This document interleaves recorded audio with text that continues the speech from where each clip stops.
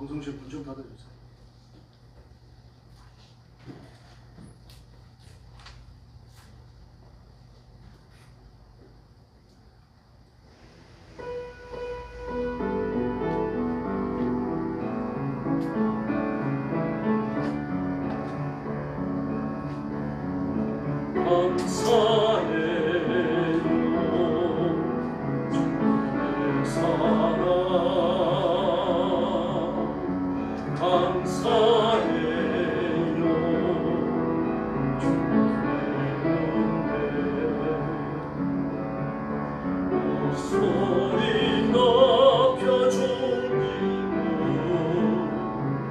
영원히 찬양해 나의 전부이신 주님 한 번 더 부르겠습니다. 감사해요 주님의 사랑 감사해요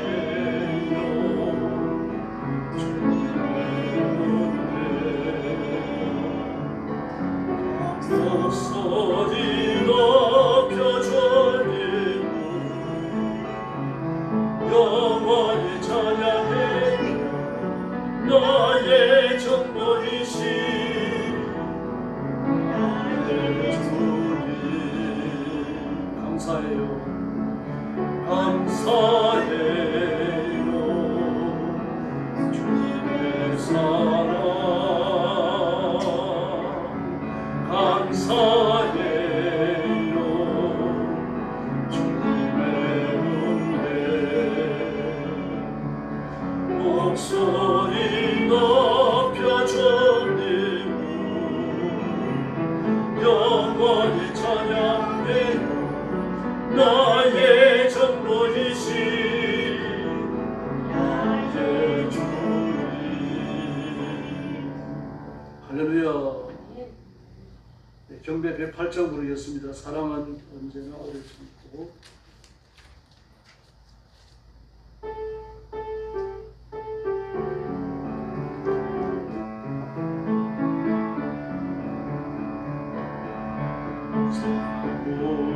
언제나 오래 참고 사랑은 언제나 온유하며 사랑은 시기하지 않으며 사랑도 경험도 아니하며 오래 잃지 않고 오래 잃지 않고 자기의 고치 않고 사랑은 성내지 아니하며 진리와 함께 기뻐하네 사랑은 모든 것 감사주고 알아보 믿고 참아내며 사랑은 영원토록 남았네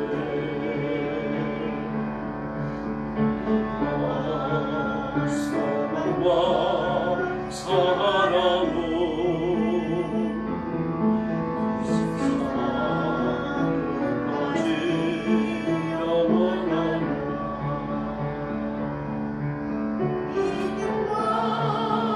소망과 사랑 중에 그 중에 제일은 사랑이라 그 중에 제일은 사랑이라 할렐루야. 최고 연세가 사랑인 줄로 믿습니다. 109장 사랑의 성과 부르겠습니다. 천사의 말을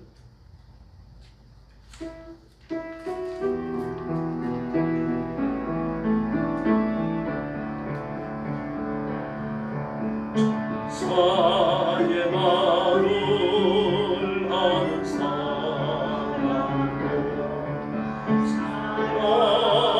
없으면 소용이 없고 지고한 진리 깨달은 자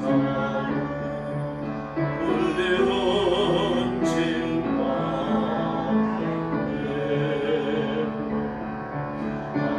하나님 말씀 전한다 해도 그 무슨 사연인가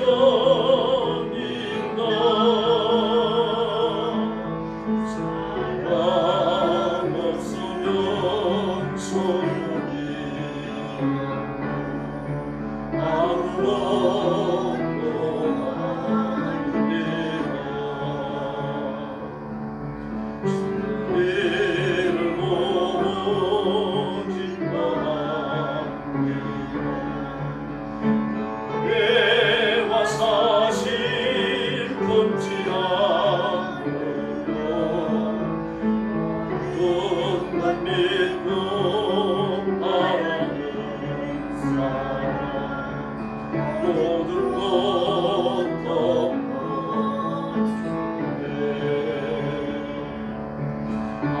하나님 말씀 전한다 해도 그 무슨 사연인가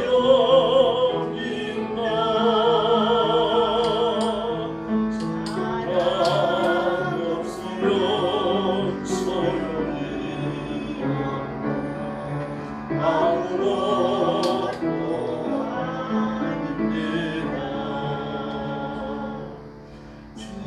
죽음은 이미 아니고 때는 주를 맞대오니 나는 나로 알고 계시니 우리도 주를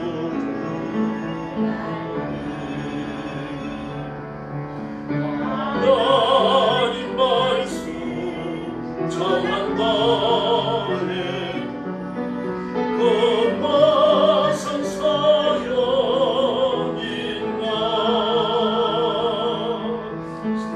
사랑 없으면 소용이 아무것도 아닙니다. 할렐루야. 찬송 부르겠습니다. 288장입니다.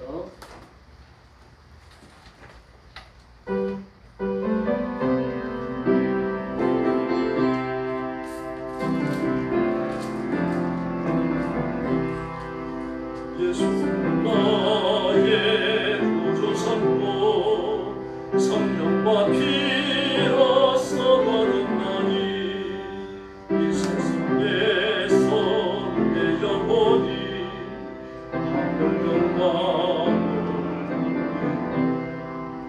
이것이 나의 안전이요 이것이 나의 찬송일세 나 사는 동안 끊임없이 주를 찬송하며 온전히 주께 맡긴대요 사랑의 음성을 들으면서 천사는 왕래하는 것과 하늘의 영광 이것이 나의 반전이요 이것이 나의 찬송일세 나 사는 동안 끊임없이 주를 찬송하며 주의 기쁨 누림으로 마음의 풍랑이 잔잔하니 세상 나는 한 번 없고 소간 조만 이것이 나의 반전이요 이것이 나의 찬성일세 나 사는 동안 끊임없이 주를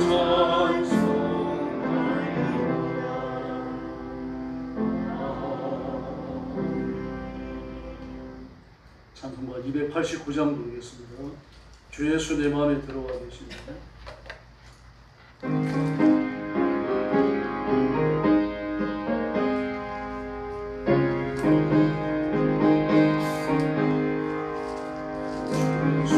내 맘에 돌아와 계시고 변하여 새 사람 되고 너를 바라던 참빛을 찾은다 주 예수 내 맘에 오시 주 예수 내 맘에 오시 주 예수 내 맘에 오시 내 맘에 기쁨이 넘치고 주 예수 내 맘에 오시 내 맘에 돌아와 계시고 변하여 생을 끊고 너를 보다도 더 많던 내 죄가 눈보다 더 희어졌네 주 예수 내 맘에 오시 주 예수 내 맘에 오시 내 맘에 기쁨이 넘치고 주 예수 내 맘에 오시 내 소망은 든든히 가지고 주 예수 내 맘에 오시 내 구원이 사라져 버린다 주 예수 내 맘에 오시 주 예수 내 맘에 오시 주 예수 내 맘에 오시 내 맘에 기쁨이 넘치고 주 예수 내 맘에 오시 심한 골짜기 가다가 맑은 빛 오려니 비쳐 하늘도 환하게 퍼진다 주 예수 내 맘에 오시 주 예수 내 맘에 오시 주 예수 내 맘에 오시 내 맘에 기쁨이 넘치고 주 예수 내 맘에 오시 저 천상에 올라가 살기는 주 예수 내 맘에 오시 천상에 올라가 주님을 배리니 그 기쁨 빚을 때없네 주 예수 내 맘에 오시 주 예수 내 맘에 오시 내 맘에 기쁨이 넘치고 주 예수 내 맘에 오시 할렐루야. 합심 기도하겠습니다. 오늘 밤 우리가 드리는 예배가 하나님께서 상달되도록 우리의 거룩함과 성결함을 위해서 예배 드리는 우리 자신의 의로움을 위해서 기도하시기 바랍니다. 그리고 예배를 통하여 하나님의 영광 받으시고 주의 성령께서 강력히 임재하시는 뜨거운 예배가 되도록 기도해 주시고 말씀 전하는 저와 또 말씀 받는 여러분 자신을 위해서 기도하시고 교회를 위해서 부르짖어 주시기 바랍니다. 같이 기도하겠습니다. 참여하신 아버지 하나님 은혜를 감사합니다. 수요일 밤에 성도들이 함께 모여 말씀을 나누며 말씀을 받습니다. 성령님 뜨겁게 역사해 주시기를 바랍니다. 우리 우리 몸과 마음을 순결케 하시고 의롭게 하시고 깨끗게 하셔서 오늘 밤 드리는 예배가 성결한 예배, 의로운 예배, 산제사 되어 하나님 앞에 드려지는 거룩한 예배 되게 하여 주옵시기를 간절히 원하고 기도합니다. 우리의 심령이 새로워지게 하시고 우리의 육신까지 깨끗해지게 하여 주옵시기를 간절히 원하고 기도합니다. 자비하신 하나님 아버지 내주시기를 바랍니다. 능력과 권능을 허락해 주시기를 바랍니다. 주의 말씀이 죄를 사로잡아 주시고 주의 권능 육을 온전치 하시며 주의 말씀으로 우리를 온전치 하셔서 하나님이 받으시는 거룩한 제물되도록 하나님 역사하여 주옵시기를 간절히 원하옵나이다. 자비하신 하나님 아버지 죄가 있을지라도 사함을 얻게 하시며 그리스도의 보혈로 정결함을 주시고 하나님 앞에 깨끗한 제물되어 바쳐지는 귀한 시간 되게 하여 주옵시기를 간절히 원합니다. 말씀을 전하는 조력의 은혜를 주시옵소서. 말씀을 주시던 아버지의 심정을 주시고 말씀을 받던 선지자의 마음을 주시기를 간절히 원하고 기도합니다. 말씀을 가감없이 순순히 전하게 하시고 말씀의 충격함 위에 제주도로 은혜 베풀어 주옵시기를 원합니다. 말씀을 받은 성도들에게 은혜를 베풀어 주시옵소서. 말씀을 기쁨으로 받고 감사함으로 받고 이 말씀을 내가 지키다가 내가 복받을 말씀으로 받게 하여 주옵시기를 간절히 원하고 기도합니다. 교회를 아버지 앞에 맡깁니다. 사도행전 2장에서 예루살렘 교회와 같이 성령의 불이 임하는 뜨거운 교회가 되게 하여 주시옵소서. 뜨거운 예배가 되게 하여 주시옵소서. 오늘 밤 예배 위에 성령께서 강력히 임재하시며 복주시기를 원합니다. 자비하신 아버지 감사합니다. 수요일 밤에 저희들이 함께 모였습니다. 우리 수인체와 성도들을 기억하시고 하나님 앞에 바쳐진 거룩한 제물되는 귀한 시간 되게 하여 주옵시기를 원합니다. 주님께서 두 손 높이 드시고 예물을 이 제사를 기뻐 받으시며 사랑하는 성도들에게 한없는 복을 허락하여 주시옵소서. 예수님의 이름으로 간절히 기도 올리옵나이다. 아멘.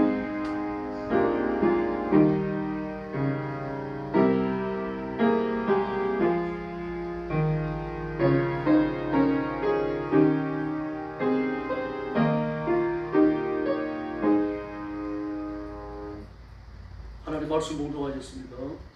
고린도후서 5장 17절입니다. 신약성경 291페이지 고린도후서 5장 17절 같은 음성으로 봉독하겠습니다. 그런즉 누구든지 그리스도 안에 있으면 새로운 피조물이라 이전 것은 지나갔으니 보라 새 것이 되었다. 아멘. 그런즉 누구든지라고 말합니다. 이 말씀은 유대인들이 전통적으로 가지고 있는 그 민족주의적 잘못된 복음 해석에 대해 쐐기를 하는 그런 말씀입니다. 유대인들은 예수님이 유대인을 위하여 오셨다라고 생각하고 있었습니다. 그러므로 이방인들이 배심하고 예수 믿고 같은 기독교인이 된다고 하더라도 하나님 나라에 들어가지는 않겠지만 복음 받지 못한다. 그렇게 여겼습니다. 다시 말해서 이방인으로 있다가 예수 믿고 기독교인이 되면 좀 열등한 것으로 생각을 했다는 얘기입니다. 그런데 바울은 이걸 깨뜨리기 위해서 너무너무 많은 애를 씁니다. 우리가 예수 안에서 하나가 되었다. 그리스도 안에서 남자나 여자가 없다. 헬라인이나 유대인이나 이방인이나 히브리인, 지식이 많은 사람이나 지식이 적은 사람 다 똑같다. 그렇게 말합니다. 우리는 예수 그리스도를 옷 입었다. 같은 옷을 입었다는 거죠. 그 당시에 옷이 같다는 이야기는 등급이 같다는 그런 뜻입니다. 가난한 사람은 아마포 새 옷을 못 입어요. 아마포 베옷이라고 하는 아마포 세마포 옷을 말하는데 요즘 말하자면 아주 가는 배로 부드럽게 짠 옷을 말합니다. 제가 군에 가니까 옷을 다 벗기고 속옷을 주는데 바지는 광목으로 만든 팬티를 주더라고요. 사각형 팬티. 근데 이 광목으로 만들어 놓으면 얼마나 없습니까? 입고 하루만 있으면 다 해졌거든요. 피부 닿는데 여복지 안쪽으로 다 해지고 막 해졌다 붙었다 해졌다 붙었다 며칠 지나가야 괜찮아지고. 예수님 시대에 그런 것도 잘 못 입었어요. 고난한 사람들은. 근데 부자들은 아마포, 세마포 베옷을 입었거든요. 그래도 자주 옷을 입었습니다. 자주 색 물감을 들이고 정말 값비싼 옷입니다. 그러므로 우리가 그리스도로 옷 입었다, 같은 옷을 입었다, 예수 그리스도로 같은 천으로 같은 색깔 나는 옷을 입었다라고 하는 건 같은 종류가 됐다는 뜻입니다. 예수님과 같은 종류가 됐다. 하나님과 같은 등급이 됐다. 그런 뜻입니다. 오해해서 그러시면 안 됩니다. 예수님과 같은 종류, 하나님과 같은 등급이라고 그래서 우리가 신이 됐다. 그런 뜻은 아닙니다. 그런 의미를 일부 갖고 있긴 합니다. 그 시편에 보면 말씀을 받은 자들을 신이라 하였거든요. 그렇게 말합니다. 영생한다는 뜻입니다. 죽지 않는다는 뜻입니다. 하나님처럼 거룩해진다는 뜻이죠. 예수 그리스도의 장성한 분량이 이른다는 뜻입니다. 그런 의미에서 우리가 예수님과 동료가 된다. 하나님과 같은 이가 되어졌다. 신이 되었다. 그런 의미로 성경을 이야기합니다. 근데 그 제한이 없어요. 누구든지. 그리스도 안에 있습니다. 예수 그리스도 옷을 입었으면 새로운 피조물이다. 새로 지어졌다는 이야기죠. 새 생명을 얻었고 새로 태어났다는 이야기입니다. 그러니까 우리 육신이 새로 태어난 건 아니죠. 우리의 영혼이 하나님의 생명을 얻어서 새로 태어난 겁니다. 영생하는 생명을 얻은 거죠. 부활의 생명을 얻은 거죠. 죽지 않습니다. 천국에서 영생하는 겁니다. 그러나 믿지 않는 사람들은 그 영생하는 생명을 가지고 지옥에 살아야 합니다. 영원히 고통 속에 던져지는 거죠.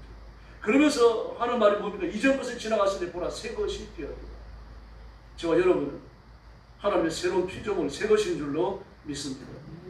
이것이 우리 영적 신분에 대한 놀라운 진술이고 그리고 규정입니다. 사람은 60만 있는 게 아니죠. 서울대 안병호 교수는 철학과 교수입니다. 그는 고 박정희 대통령 자문위원을 지냈던 사람입니다. 그 시대 철학, 시대 정신, 시대 가치에 대해 갖고 자문을 해주는 사람입니다. 그 사람이 그 안병호 씨가 그 박정희 대통령에게 많은 영향을 끼칩니다. 그 과감한 결단을 내리고 국가를 산업화로 이끌어갔죠. 박정희 대통령 통치 초반만 하더라도 농사 짓는 것밖에 없었습니다. 농사를 지었거든요. 농사를 지니까 부자가 될 수 없습니다. 왜 그렇습니까? 뭐 할아버지가 열마지게 농사를 지었으면 아버지도 열마지기고 아들도 열마지기입니다. 쌀을 많이 먹을 필요가 없으니까요. 그것만 해도 그런 그럭저럭 살아갈 수가 있으니까요. 괜찮게 살아가니까 뭐 쌀 농사를 지어가지고 부자가 되겠다 그런 생각은 못합니다. 정말 뭐 천석권 만석권 하는 부자는 뭐 더울지 따로 있었죠. 그러나 뭐 여러 서민들은요 그렇게 사는 걸 꿈도 못 꾸요. 근데 산업화가 이제 박정희 대통령에 의해서 시작이 되었죠. 근데 전부 다 반대합니다. 왜냐하면 산업화가 뭔지 잘 모릅니다. 산업화를 해본 적도 없고요. 산업화를 해가지고 부자가 되었다 이런 꿈도 못 꾸는 거죠. 그러나 박정희 대통령 의식이 앞서 있었습니다. 앞서 있었기 때문에 그 서강 연합들이 산업화 해가지고 잘 사는 걸 보는 겁니다. 영국도요.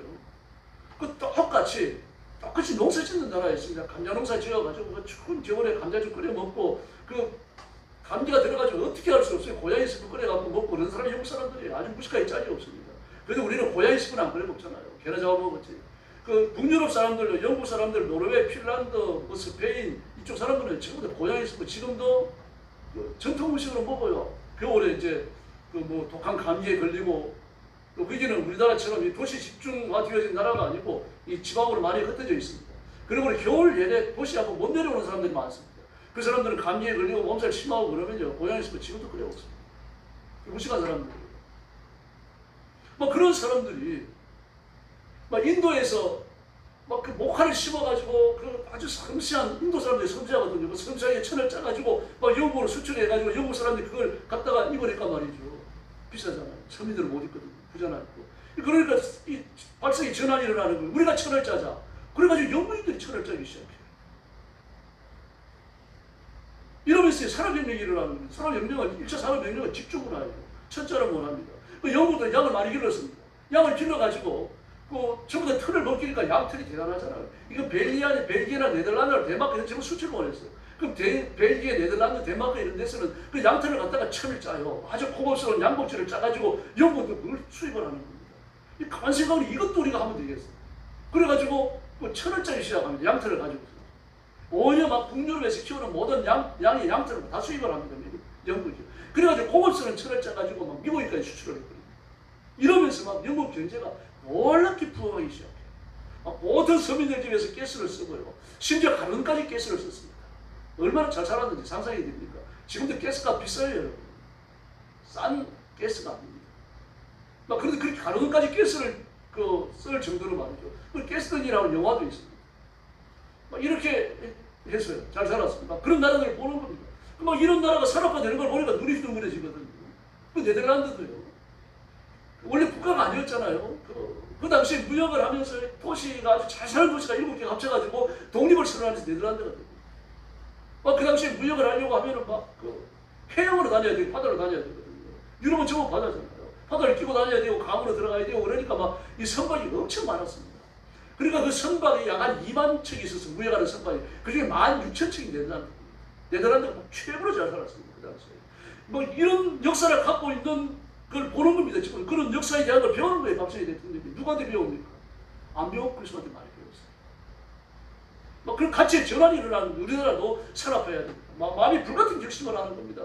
근데 전부 다 반대하죠. 국회의원들이 다 반대합니다. 우리가 농사를 지면 되지 무슨 산업을 하려고 그러느냐. 앞장서가지고 반대를 합니다. 국회의원들이. 앞장서서 반대하는 국회의원들은 누굽니까? 김대중, 김영삼 이런 사람들. 경부고속도로를 넣을 적에는 가가지고 들어 누웠어요. 그 사람들. 고속도로 못 들어온다. 피 흘려, 그 베트남 전쟁에서 피 흘려가지고 이 피값으로 받은 돈을 가지고 이렇게 도로에 허비한다고 생각하고 있어요. 그럼 박정희 대통령이 아닌데 미래를 내다보는 거예요. 미래를 내다보면서 가치가 바뀌거든요. 가치가 바뀌니까 길을 쓰고 자기의 생명을 걸고 이 나라를 부흥시켜 나가는 거예요. 그러면서 우리나라가 산업화되어지고 급작스럽게 잘 살게 되잖아요. 여러분 어릴 때 어땠습니까? 저도 마찬가지입니다. 정말 가난했어요. 여러분 초등학교 1, 2학년 때 5살, 6살 찍은 사진 있으면 그래놓고 한번 보십시오. 그때 찍은 집들 한번 보시고요. 비교가 안 될 정도입니다. 이게 여러분 그렇게 오래된 것도 아니지 않습니까? 이 생각이 바뀝니다. 여러분. 그 생각이 바뀌는 건 이게 어디서 옵니까? 하나님이 주시는 거거든요. 안병옥 씨가 예수 믿는 사람입니다. 박정희 대통령의 전도도 많이 했을 겁니다. 안병옥 교수가 한 말이 뭡니까? 사람은 육신이 있는 게 아니라 영혼이 있는 철학자가 그런 말을 했습니다. 그런 존재의 차원의 몸으로 흙과 돌과 물과 같은 것이 있다. 그 다음에 우주에는 동물 같은 게 있다. 그 사람은 이성이 있다. 그 사람은 이성만 있는 게 아니라 영혼도 있다. 그 조인희 목사는 여기서 뭘 끌어옵니까? 4차원이라고 하는 말을 끌어옵니다. 그리스도인은 4차원의 세계였습니다. 안병옥 씨는 4차원이라는 말을 안 했습니다. 그래 이성보다 위에 있는 게 영혼이죠. 영혼의 세계에 대한 걸 얘기하는 겁니다. 그 연이 깨어지고 나니까 연이 눈을 뜨고 나니까 말입니다. 사람이 변해버리는 거죠. 여러분, 우리가 새로운 피조물이 됐다라고 하는 것은 4차원의 세계에 살아간다는 것입니다. 1차원이나 2차원이나 3차원, 딴의 세계가 아니라는 얘기죠. 하늘의 세계입니다. 하나님이 다스리는 세계. 그 세계가 열리는 겁니다. 사람이 이성의 세계만 열려도 말입니다. 나라를 산업화하기 위해 가지고 온갖 힘을 몰아세워가지고 그 일을 해냅니다. 그 산업화되는 과정을 보면 정말 눈물 나는 일들이 한두 가지 가능합니다. 이 전부 다 사람이 영혼을 가지고 있잖아요. 믿지 않는 사람은 영혼이 죽어 있습니다. 그럼 우리는 믿으니까 살아있는 영혼을 갖고 있는 줄로 믿습니다. 산 영혼을 가지고 있어요. 영혼이 생명력을 가지고 있는 겁니다. 그러니까 예배를 드리면 즐겁죠. 죄를 지으면 마음이 괴롭죠. 내가 올바르지만 말입니다. 나에게 모함하는 사람이 나에게 피해를 입힌 사람을 만나가지고 따지고 싸우고 나면 어떻습니까? 괴로워요. 내가 올바르지만 잘못한 게 아니지만 싸운 것 때문에 마음이 괴로워. 사랑하지 못했기 때문에 자비를 베풀지 못하고 용서를 베풀지 못했으니까 이 새로운 차원이 열리는 거죠. 그러니까 안 믿는 사람들이 기독교인을 보면요, 우리와 다른 사람이구나 이걸 느끼게 되는 겁니다. 그런데 이 4차원의 세계를 구경만 하는 사람들이 있습니다. 가룟 유다 같은 사람이죠. 그런 능력 받아가지고 예수님의 제자들이 둘씩 짝지어가지고 전도하러 나갈 때 같이 나갔던 사람이에요. 나가서 악한 영들을 쫓아내고 병자를 고치던 사람이 가룟 유다입니다. 그런 능력을 행하던 사람, 4차원의 세계를 맛본 사람 아닙니까? 성령의 은사에 참여했던 사람이에요. 교회 잘 나오다가 지금도 이단으로 빠지는 사람이 있습니다. 제가 그런 교회를 몇 교회 알고 있습니다. 신천지 교회 이만희 제자들 말입니다. 추수꾼이 들어와가지고 교회를 그냥 분탕질을 쳐놓은 그런 교회들. 그렇게 되고 나니까 나중에 교회가 없어지는 교회도 있더라고요. 멀쩡하게 교회 건물까지 존재하는데 건물까지 신천지에 넘어가요. 그게 중추사역이 넘어가니까 말이죠. 참 이런 일이 다 벌어집니다.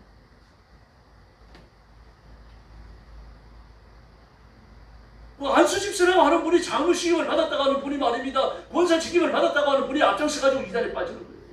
자기만 넘어가지 않습니다. 가족을 데려가지고 주위 형제자매들을 데리고 가죠. 자기가 나가서 빠지면 괜찮은데 이단을 교회 안으로 끌어들여갖고 말입니다. 쾌하게 공장을 해갖고 말입니다. 5년, 6년, 7년씩 말입니다. 잠잠하게 있다가 스트라이크를 이렇게 합니다. 목사님을 쫓아냅니다. 악행에 대해서 하나님이 반드시 심판하십니다. 지금 당장은 안 들어요. 이런 사람들은 영으로 시작해서 육신으로 끝맺는 사람입니다. 히브리서 6장 4절 이하의 말씀을 보면요. 한번 뒷짐을 얻고 하늘의 연설을 맛보고 성령에 참여한 바 되고 하나님의 선한 말씀과 내세의 능력을 맛보고 한번 보세요. 빛을 받고 은사를 맛보고 성령에 참여한 바 되고 하나님의 선한 말씀과 내세의 능력을 맛보고 이 5가지 은혜의 능력을 다 지정해 있습니다. 이거 말고 또 다른 은혜의 영역이 있습니다. 우리가 예수 믿고 하나님의 자녀가 되고 나면 이 5가지 은혜의 영역이 열려요. 여기에 다 참여했는데 타락했다. 타락한 자들은 다시 새롭게 하여 회개케 할 수 없다니. 하나님의 아들 현저히 욕보입니다. 예수 믿어야 구원받고 예수 믿어야 하나님의 자녀가 되는데 이만희 쫓아가고 말입니다. 신천지 쫓아가고 토요일에 쫓아가고 몰몬교 쫓아가고 말입니다. 온갖 이단들을 다 쫓아가고 하나님의 아들의 현저히 욕보이는 거죠. 예수를 향해 등을 돌리는 것, 단순히 예수님을 안 믿는 걸로 끝나는 게 아닙니다. 예수를 욕보이는 거예요. 십자가를 조롱한 겁니다. 구원이 하나님을 조롱한 거예요. 하나님 뺨을 친 거예요.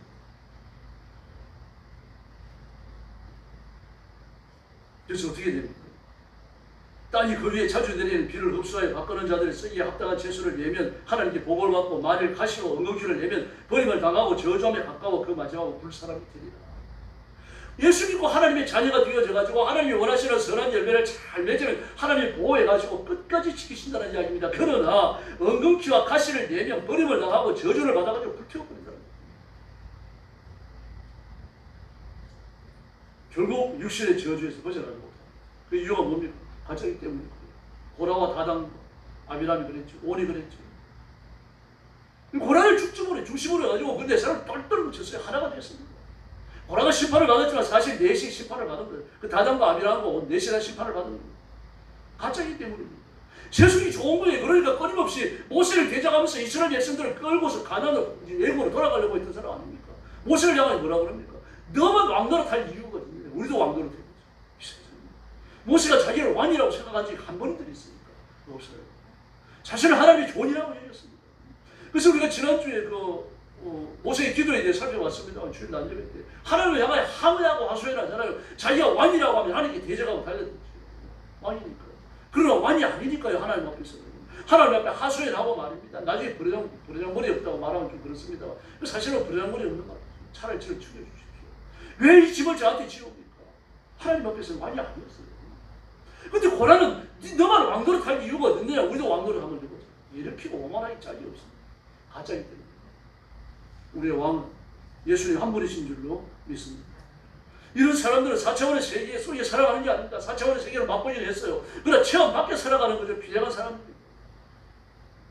이런 사람들 지속적으로 범죄합니다.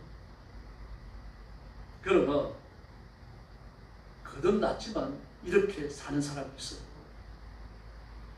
거듭났고 하나님의 자녀가 되어졌지만 죄를 이기며 살지 못하는 거죠. 죄에 지는 거죠. 마귀와 한번 붙을 때 그냥 무릎 꿇어버리고 패배해버리는 사람입니다.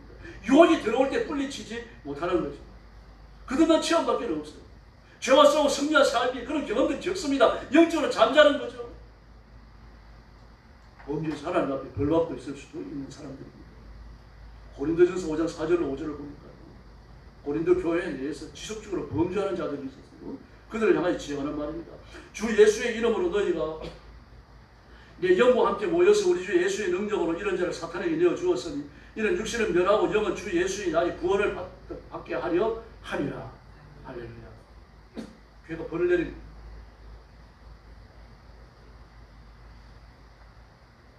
벌을 내려서라도 잡아야 됩니다. 이런 자들은 하나님 먼저 데려가시기도 해요. 죽습니다. 일찍 이유 없이 죽어요. 저는 이런 사람을 몇 사람 봤습니다. 막 새벽 시간에 새벽예배 드리는 중이죠. 근데 중직을 맡은 어떤 사람이 새벽예배 끝나자마자 불이 나게 나가는 겁니다. 저는 과부 집사님이 한 분 있었는데 그 집사님한테 어린 딸이 있었어요. 그 시간에 있어요. 그래 갑자기 죽어버렸어요.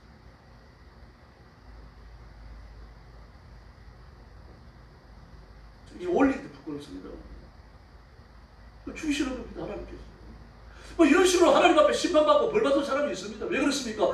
그 육신은 마귀에게 내어주고 심판을 했으니까 육신은 이미 저주받은 거 아닙니까? 심판받은 거 아닙니까? 마귀에게 내어준 거죠. 죽음에 넘겨진 거죠. 그러나 그 영혼은 하나님 버리시지 않겠다는 거예요. 그러므로 지속적인 범죄는 하나님 앞에서 정말 가슴 아픈 범죄예요. 하나님 앞에 하나님을 눈물 흘리게 만드는 그런 죄입니다. 그러나 4차원의 세계가 개발되어 있는 사람도 있습니다. 그것 나서 성령 충만한 사람, 승리의 생활을 하는 사람, 성령께 이끌리는 능력의 사람들이 있어요. 그 삶의 능력과 권능이 함께 존재하는 거죠. 역동적인 사람. 막 그렇다 그래가지고 하는 것마다 잘 되고 막 기도하는 것마다 응답하고 이러는 건 아닙니다. 여러분. 고난이 함께 와요. 예수님께서 부와 관련된 교훈을 주셨죠. 그러면서 말씀하십니다. 부자가 천국에 들어가기 얼마나 어려운지 약대가 낙타기로 들어가는 게 차라리 낫다고 했습니다. 그랬더니 베드로 깜짝 놀랐습니다. 왜 그렇습니까? 베드로 안드레 야고 부자잖아요. 베드로가 갖고 있는 선주예요. 지금도 선주는 부자입니다. 더구나 그 당시 그 2000년 전만 1세기 전 당시 그 고대 이스라엘 사회에서요 배를 가지고 있다고 하는 건 여러분 탑클래스예요. 그 배 때문에 먹고 사는 사람이 수십 명입니다. 이런 사람 베드로입니다. 더구나 그 인명을 보세요. 여러분 예루살렘에 대제사장의 일가를 다 알고 있었어요. 그래 제사장의 일가도 아니고 대제사장의 일가예요. 율법사들은 알고 있고 사내들의 공의 의무를 알고 있었어요. 그 왜 그렇습니까? 예루살렘에 잡은 물고기를 갖다가 파는데 양이 적지 않은 거예요. 그 판료를 움켜쥐고 있는 사람들과 안면을 트다가 보니까 많이 알고 있습니다. 그러나 어떻게 합니까? 저 무식한 배탈한 놈 이렇게 알고 있었던 겁니다. 그래서 막 예수님의 말씀을 조리 있게 설명을 하니까 다 놀랍니다. 저 무식한 놈 어떻게 저렇게 비례해졌지? 이런 사람이 베드로였습니다. 그럼 그가 부자였기 때문에 예수님이 그런 말씀을 하시니까 깜짝 놀랐어요. 저희 부자인데 어떻게 알지? 그래서 뭐라 그러십니까? 그래서 예수님, 저희는 예수님을 따르기 위해서 물고기도 그물도 배도 안에도 다 버려두고 예수님을 쫓고 있습니다. 그 나는 가난하다는 얘기예요. 그러니까. 그럴 때 예수님이 뭐라 그러십니까? 잘했다. 네가 이 땅에서 100배나 얻고 고난을 kim하여 받으리라. 100배나 얻고 숫자적으로 따져서 100배가 아닙니다. 필요한 것은 하나님이 반드시 주시겠다는 이야기입니다. 그리스도를 위해서 예수를 위해서 내 이익을 포기한 것을 하나님이 기억하고 계신다는 이야기입니다. 그리고 그에 합당한 은혜를 반드시 부으시되 이 땅에서라고 나오죠. 육신을 갖고 세상에 사는 동안 하나님이 그 사실을 잊지 않고 복을 주시겠답니다. 하나님을 믿으시기를 바랍니다. 따라가야 됩니다. 뭐 이런 사람이 있어요. 존재의 4차원에 사는 사람이 있습니다. 바라봐도 보십시오. 번역한 거리자라고 했죠. 밭을 팔아가지고 사도들이 바라봤어요. 그리고 전도에 나섭니다. 전도에 전념하는 거죠. 모든 그리스도인들이 이렇게 살면 안 됩니다. 그리고 이런 그리스도인들이 있어요. 신들한테 평신도였잖아요. 그리고 집사 안수 받자마자 말입니다. 전도하러 나서가지고 순교까지 했거든요. 제자들보다 더 앞서 순교합니다. 그 순교의 신호탄이 되어져 갖고 말입니다. 그 순교를 기점으로 온 세상이 복음이 접하되는 놀라운 역사가 일어납니다. 스데반 세계 선교의 물꼬를 튼 사람. 하나님 나라에 가서 고집이 얼마나 크겠습니까? 아브라함에 대해서 이렇게 말합니다. 그는 아브라함이 믿음으로 이방의 땅에 있을 때에 약속의 땅에 거류하여 동일한 약속을 유업으로 받은 이삭과 야곱과 더불어 장막에 거하였습니다. 아멘. 약속의 땅에 있을 때에 그게 뭐 아브라함이 내가 저를 좀 가나안에 보내주십시오. 저희 식구들을 가나안에서 좀 성공하여 살게 해주십시오. 기도도 했습니까? 그런 마음도 먹지 않았습니다. 하나님께서 갈대아 우르에 있다가 하란을 이상하니까 하란에 살고 있는 아브라함의 가족을 그대로 쏙 뽑아가지고 가나안 땅에 내려놓으셨습니다. 얼마나 놀라워요. 그런데 아브라함은 그 약속을 이 땅에 나와 나의 자손에게 주셨다라고 하는 것을 하나님의 약속을 통해서 알고 있어요. 알고 있었지만 어떻습니까? 그 땅에 집을 짓지 않았습니다. 육신을 가지고 사는 이 땅은 영원한 것이 아닌 줄 알기 때문에. 그래서 영원한 세상 하나님 나라를 바라보고 이 땅에서 집을 안 지었어요. 시시했습니다. 천국과 살 걸 생각하니까 집 짓는 것도 시시했다. 또 하나님께서 이삭을 바치라고 말씀하십니다. 근데 하나님 명령이 떨어지기가 무섭게. 자, 애한테 의론도 안 하고. 하나님 앞에 제단, 번제단을 쌓아야 되니까 불을 피워야 되거든요. 그 부패를 나무를 해가지고 이삭에게 치우고, 그를 데리고 보내왔습니다. 올라가면서 하나님께서 이삭을 주실 때 뭐라 그러셨습니까? 또 창세기 12장부터 이삭을 주시기 전부터 내 후손이 내 후손으로 인하여 온 땅이 복을 받으리라 하고 말씀하셨죠. 창세기 12장에 보니까 너희 후손이 바닷가의 모래가고 하늘의 별과 같은 것이다. 그런데 내 후손이 하늘의 별과 같이 바닷가의 모래처럼 많아지고 온 세상 만민이 내 후손 때문에 복을 받으려고 하면 이삭이 죽어서 안 되잖아. 그런데 10에서 11장 19절을 보니까 뭐라고 합니까? 그가 하나님이 너니 이삭을 죽은 자 가운데서 다시 살리실 줄로 생각한지라. 할렐루야. 이제 여러분 4차원 이 믿음 가지시기를 바랍니다. 사람들은 육신에서 난 것을 봅니다. 육신에서 났기 때문에 육신적으로 사고해요. 그러나 영적으로 난 사람은 영적으로 사고합니다. 세상에 이삭을 죽이려고 잡아가지고 번제를 바치려고 올라가면서 하나님이 이삭을 죽은 자 가운데서 살려내실 것입니다. 야, 이 부활의 믿음, 그거라 그 당시에 상상할 수 없는 그런 놀라운 믿음이에요. 그 제자들은 예수님이 부활한 걸 보면서도 못 믿었어요. 보면서도. 더구나 예수님이 어떻게 나타나십니까? 시간과 공간을 초월해가지고 문을 닫았는데 나타나셨어요. 2번이나 그러시잖아요. 그런데도 못 믿고 제자를 7을 끌어모아가지고 베드로를 갈릴리오스에 보이자고. 근데 아브라함은 아들을 번제로 잡아 바치려고 올라가면서 하나님이 내 아들을 잡아서 바침을 하면 죽은 자 가운데서 살려주실 것이다. 부활할 것을 나를 믿는다. 이게 4차원이에요. 땅의 차원이 아닙니다. 육신적 사고, 이성적 사고의 영역을 뛰어넘어버리는 거죠. 이 믿음은 하나님이 주셨고 아브라함은 믿음으로 하나님 앞에 충성했고 하나님의 영광을 받으신 줄로 믿습니다. 그러므로 우리가 살면서 행하는 것, 결단하는 것 중에 어느 하나라도 하나님이 안 주신 것은 없습니다. 히브리서 11장에 보면 신령한 소망에 대해 이야기합니다.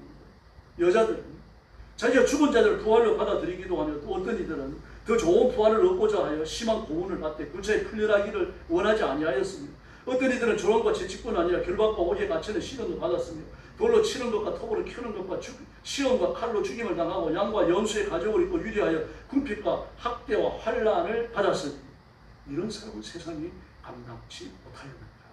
할렐루야. 왜 그렇습니까? 이게 4차원의 믿음. 4차원의 믿음, 4차원의 삶을 사니까 세상이 감당치 못하는 겁니다. 이 세상은 1차원과 2차원과 3차원이에요. 그러나 4차원의 삶, 천국의 질서를 따라 사니까 세상이 포용을 못하는 거죠. 세상이 감당을 못하는 거예요. 이 믿음 가지시기를 예수님의 이름으로 축원합니다. 예수님의 이름으로 축원합니다. 이 믿음 가지셔야 돼요.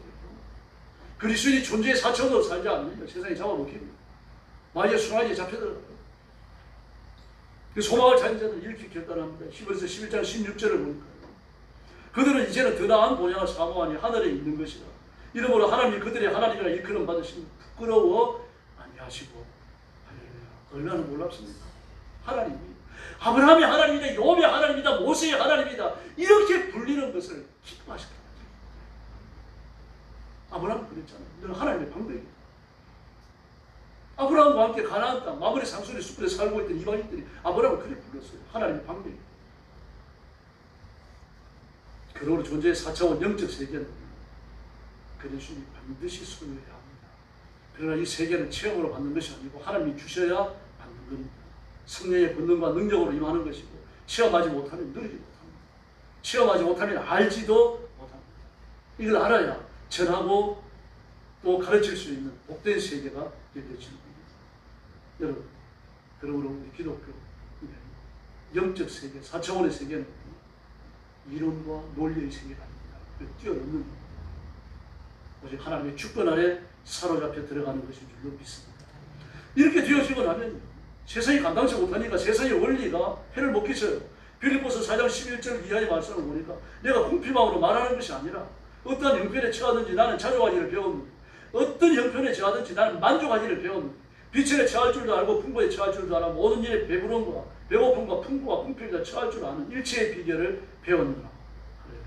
내가 궁핍하도 내가 배를 고라도 불평하지 않는다는 얘기입니다. 이것 때문에 이상을 쓰고 짜증을 내지 않는다는 얘기입니다. 왜 그렇습니까? 내게 능력을 주시는 자 안에서 이걸 감당할 수 있다는 거예요. 예수님의 이름만 있다고 하면, 예수님의 십자가와 부활만 있다고 하면 나는 이것을 이겨낼 수 있다는 거예요. 그러면서 빌립보 교회 성도들도 이들이 참여해 주기를 바랍니다. 그는 이렇게 말해요. 그러나 너희가 내 괴로움에 함께 참여하였으니 잘하였다. 바울의 괴로움에 참여했다는 얘기죠. 어떻게 참여했을까요? 15절에 보니까 빌립보 사람들아 너희도 알거니와 보험의 시초에 내가 마게도냐를 떠날 때에 주고받는 내 일에 참여한 교회가 너희 외에 아무도 없었느니라. 선교 없는 말입니다. 바울이 나가 선교할 때 선교할 수 있는 후원금을 지속적으로 쭉 보낸 교회가 고린도 교회 그리고 빌립보 교회였다. 이걸 기억하고 있습니다. 더구나 어느 때는 고린도 교회를 끊으실 때도 있었어요. 근데 빌립보 교회를 향해서 뭐라 그럽니까? 내 일에 참여한 교회가 너희 밖에는 없습니다. 그러면 우리가 선교의 괴로움과 고난, 시련에 동참한다고 하는 선교사님들 위해서 기도하는 겁니다. 선교 헌금을 보내드리고 이렇게 해서 괴로움에 참여하는 겁니다. 이 존재의 4차원. 나 사실 나와 상관이 없는 사람이잖아요. 내가 선교 보냈다 그래요. 그분이 날 위해 기도해 주는 것도 아니죠. 그 선교 헌금을 보낸 내 이름을 알겠죠. 내 이름을 알지 모를 수도 있는 겁니다. 기도해도 한두 번 하겠죠. 그럼 그 많은 사람들을 어떻게 위해서 다 기도하겠습니까? 새벽마다 이름 챙겨가며 기도하겠습니까? 불가능하죠. 그러나 이 땅 위에서 내가 본 헌신에 대하여 거두는 것이 없다고 하더라도 우리는 거두는 것이 없는 그 헌신에 참여해야 할 줄로 믿습니다. 이게 존재의 4차원입니다. 4차원이에요. 이 땅의 질서가 아닙니다. 땅의 질서는 의미가 심었으면 거두는 거예요. 그 천국의 질서는 내가 심어놓고 딴 사람이 거두는 거예요. 예수님이 심으시고 내가 거두지요. 내가 거두고 내가 심었지만 딴 사람이 거둘 수 있는 건데 내가 열심히 전도했지만 그러나 전도의 결실은 다른 교회 가서 맺을 수 있습니다. 내가 열심히 헌금하고 내가 열심히 헌신하고 선교하고 구제했습니다. 그러나 그 결과가 나한테 안 돌아올 수 있습니다. 이게 존재의 4차원입니다. 사람은 육신의 생명만 있는지 아니라 영적 생명도 있죠. 그래서 영혼이 살아있는 사람은 영혼이 죽어있는 사람과 엄청나게 다릅니다. 우리 같은 보통 사람도요.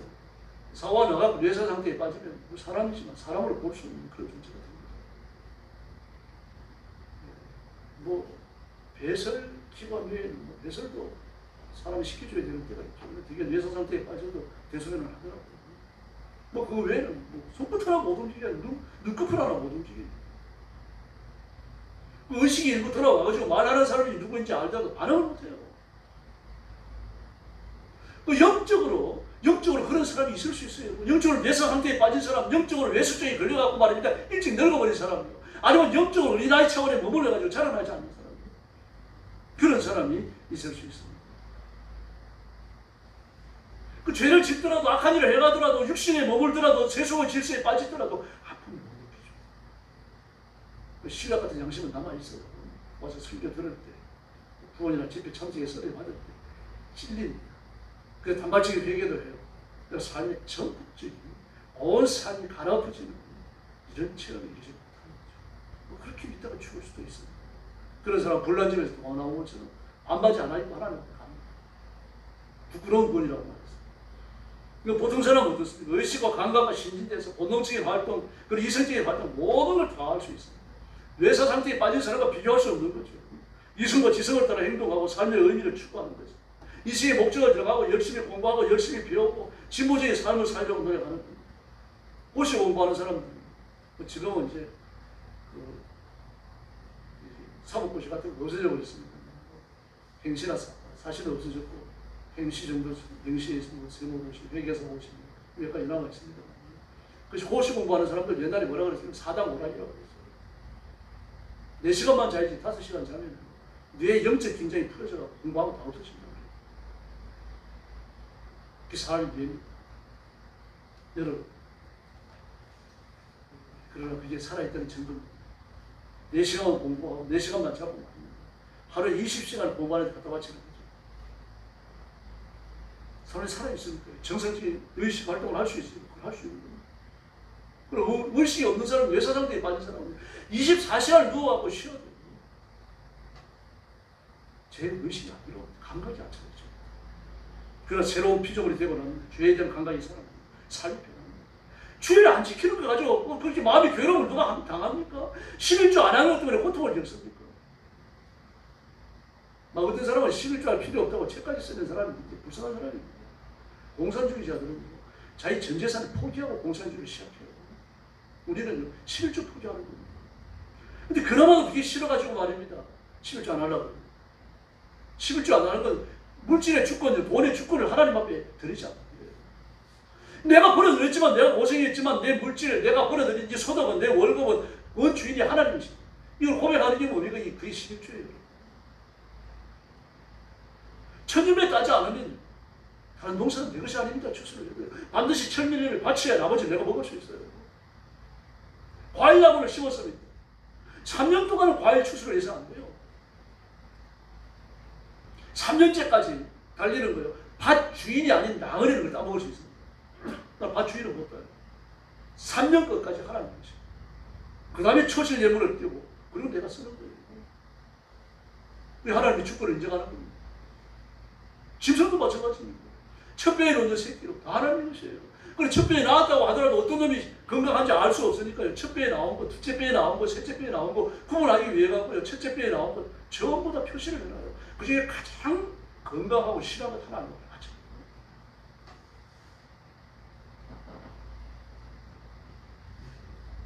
이 물질의 주권을 하나님 앞에 인정하는 세속의 질서가 아닙니다. 그리스도인은 11조에 했던 감성금 했던 구제헌금 했던 성경금 했던 헌금 안금만큼 덜 쓸 각오를 하셔야 돼요. 그게 4차원의 질서예요. 내 것이 아닙니다. 그리고 시작하는 것. 그래도 하나님께서 뭐라고 그러십니까? 내가 필요 없는 지출을 막아주겠다고 말씀하시는 겁니다.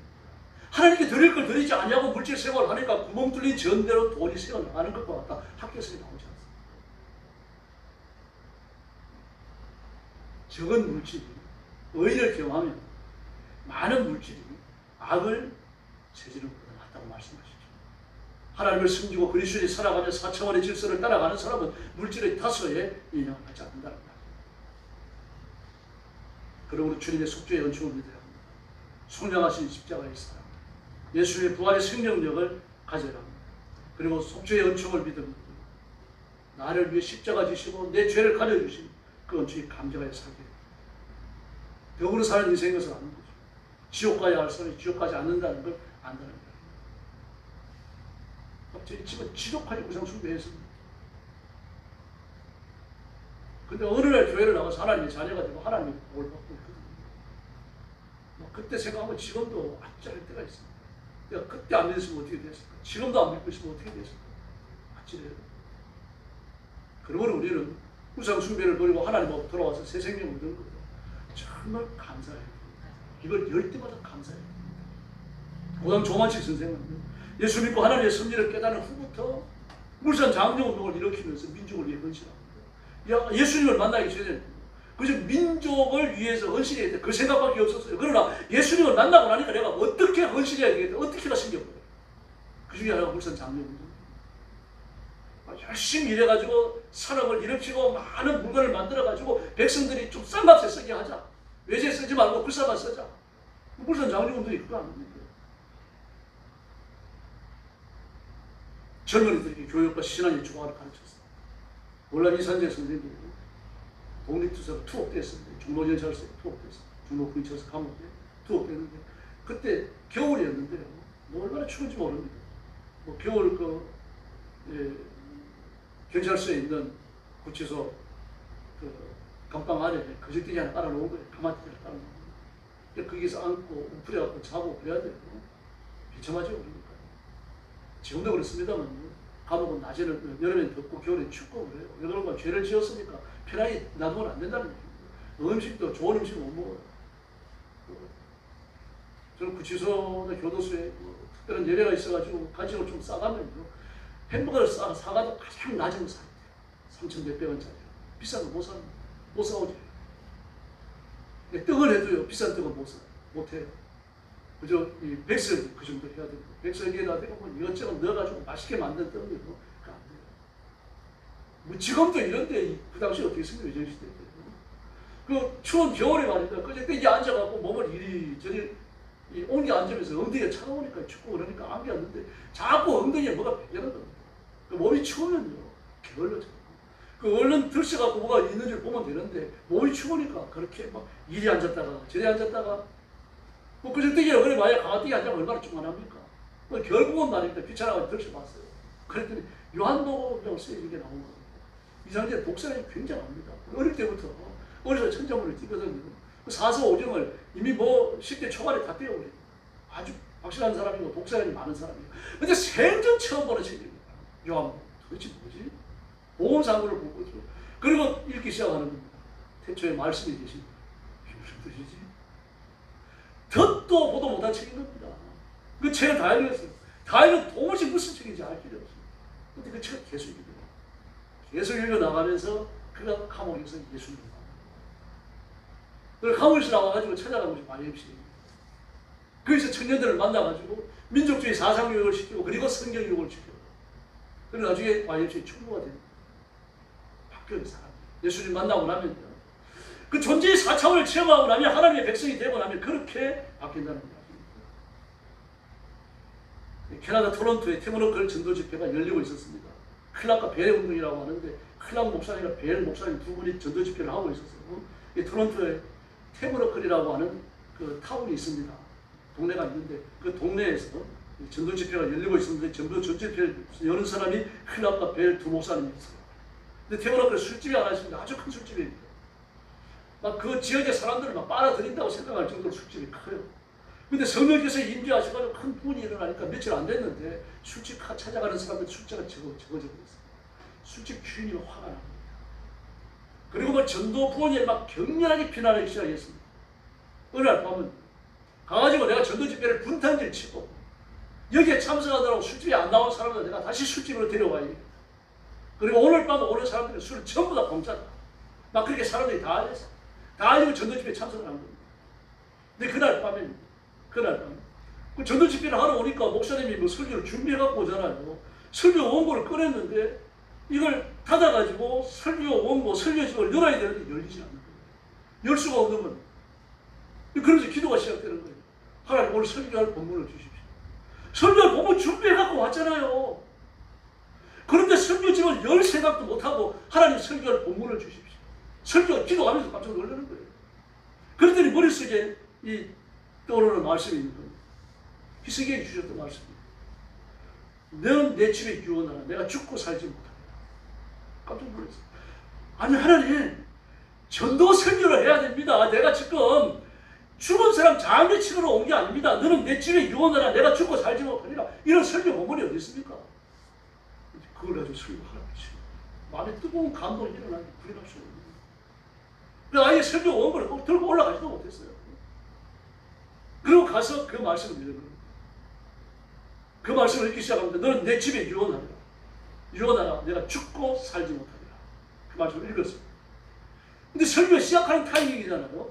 설교가 시작되는 타이밍에 내가 일어나가지고 분장지를 쳐야 되겠다. 술집 주인이 일어나갖고 말입니다. 그 타이밍에 일어나가지고 막 그 클락 목사님한테 욕설을 퍼붓고 말입니다. 막 저주받는다고 퍼붓고 말이죠. 막 귀신의 이름으로 말입니다. 맹세를 하고 말입니다. 알지는 않는 겁니다. 그러나 점점 더 목소리가 적어지는 거예요.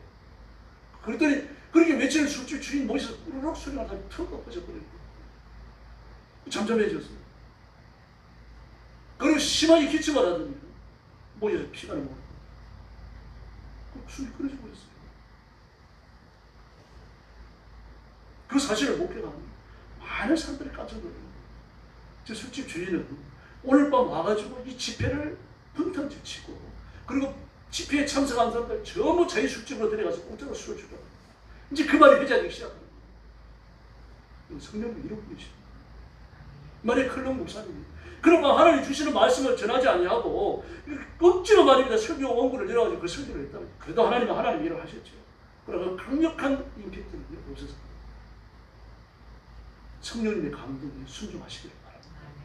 성령의 감동이 지나치고 나면 내 생각이 아닙니다. 그때부터 마귀의 생각이 들어요. 여러분, 내 생각이 있는 줄 압니까?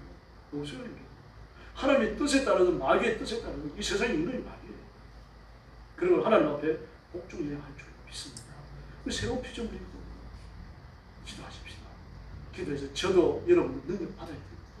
우리 교회도 발멸산 일리의 기단처럼 돼야 됩니다. 기도에 불이 임해야 됩니다. 그 뜨거운 소원을 품고 기도하십시다.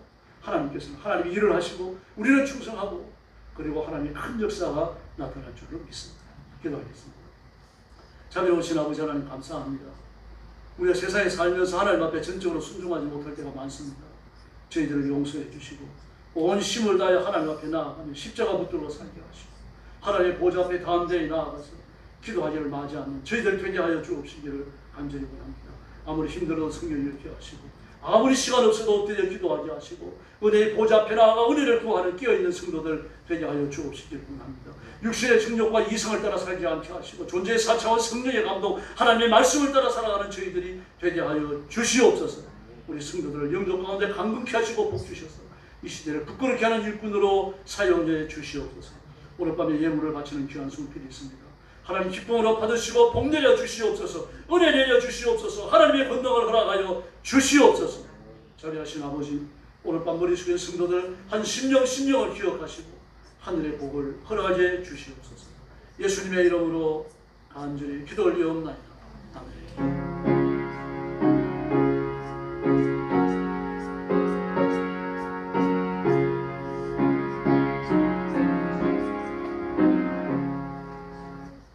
찬송가 250장 부르겠습니다.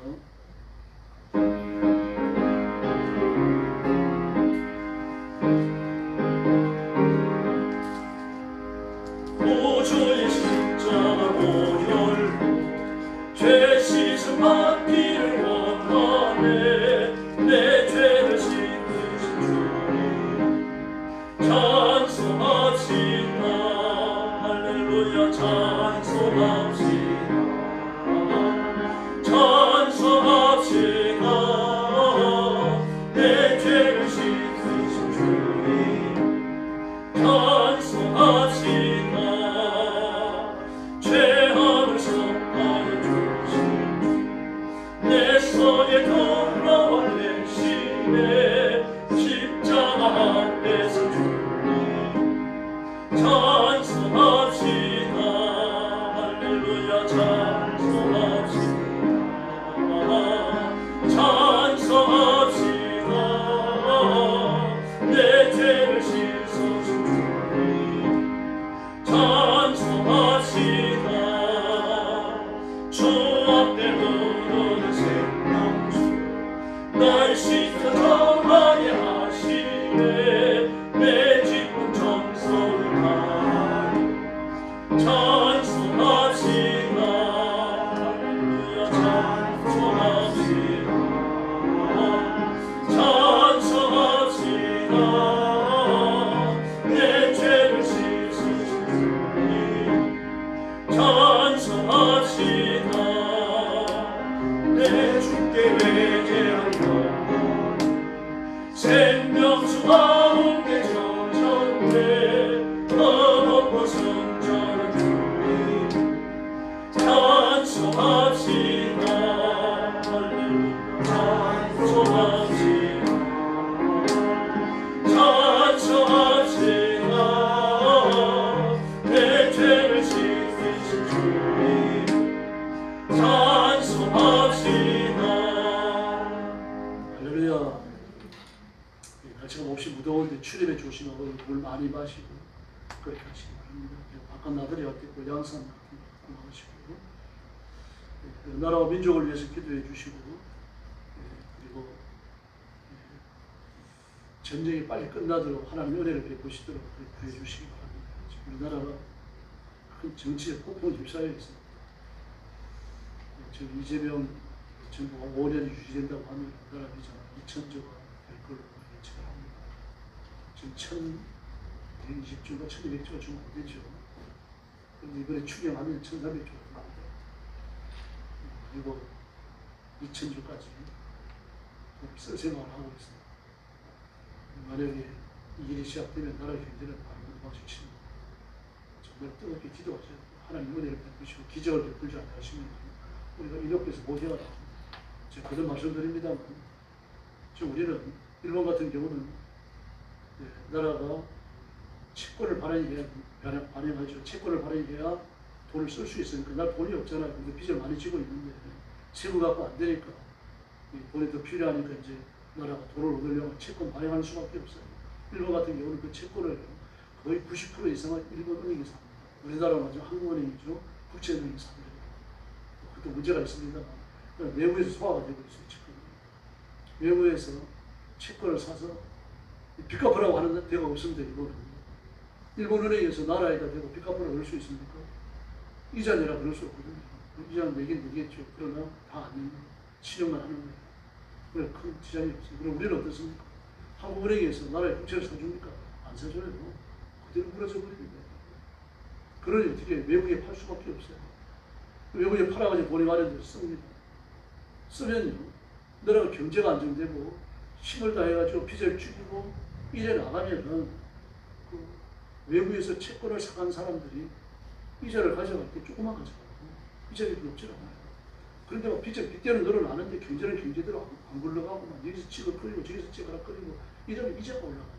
그러면 천조 원에 대한 빚자는 얼마일 것 같습니까? 하늘이 높여요 지금. 그래서 하나님 기도할 수밖에 없습니다. 우리가 이거 어떻게 할 수 없잖아요. 가슴에 이제는 뭐 목사님 멱살 잡고 끌어내릴 거예요. 뭐 그래가지고 해결된다고 하면 그렇게 안 됐죠. 그래가 해결될 기자 지금. 이재명 주변에 있는 사람들 보면 공통점이 있습니다. 전부 다 정부하자고 하나같이 무식하고 경제에 대해서 아는 게 없어요. 경제 전문가가 없습니다. 그래서 더 두려워지죠. 기도하면 하나님께서 이 땅에 살고 있는 천만 그리스도의 기도를 흩트러 듣지 않으시고 반드시 우리 민족을 생명의 길로 이끄실 줄 믿습니다. 그렇게 기도해 주시기 바랍니다. 옆에 계신 분들하고 인사 나눠주시기 바랍니다. 한 번 더 인사하시죠. 우리는 새로운 피조물입니다. 할렐루야. 우리 숙여서 주님 가르친 기도 드리겠습니다. 하늘에 계신 우리 아버지, 아버지의 이름을 거룩하게 하시며 아버지의 나라가 오게 하시며 아버지의 뜻이 하늘에서와 같이 땅에서 이루어지게 하소서. 오늘 우리에게 일용할 양식을 주시고 우리가 우리에게 잘못한 사람을 용서하여 준 것 같이 우리 죄를 용서하여 주시고 우리를 시험에 빠지지 않게 하시고 악에서 구하소서. 나라와 권능과 영광이 영원히 아버지의 것입니다.